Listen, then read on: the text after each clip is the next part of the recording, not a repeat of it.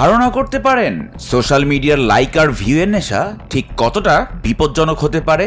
জীবন দিয়েও অনেককে তার মূল্য দিতে হয়। ভারতের ওড়িশার এক জনপ্রিয় ইউটিউবার তার নিজের চ্যানেলের জন্য একটি রিল বানাতে গিয়েছিলেন, কিন্তু তিনি জানতেন না এই ভিডিওই তার জীবনের শেষ ভিডিও হয়ে যাবে।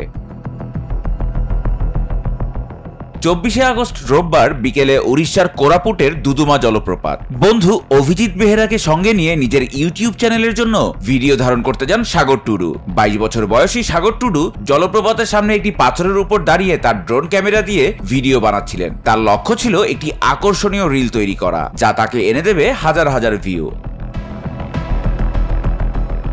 কিন্তু সেদিন লামতাপুট এলাকায় চলছিল প্রবল বৃষ্টিপাত। ফলশ্রুতিতে কর্তৃপক্ষ মাছকুণ্ড বাঁধের পানি ছেড়ে দেয়। মুহূর্তের মধ্যেই শান্ত জলপ্রপাত রূপ নেয় হিংস্র রূপে। তীব্র স্রোতে আটকা পড়ে মুহূর্তেই ভারসাম্য হারিয়ে প্রবল পানিতে ভেসে যায় সাগর। পর্যটক ও স্থানীয় বাসিন্দারা ওই ইউটিউবারকে প্রাণপণ উদ্ধারের চেষ্টা করে ব্যর্থ হন। পরবর্তীতে ফায়ার সার্ভিস এবং মাছকুণ্ড থানার পুলিশ দ্রুত উদ্ধার অভিযান শুরু করলেও এখনো সাগরের কোনো খোঁজ মেলেনি।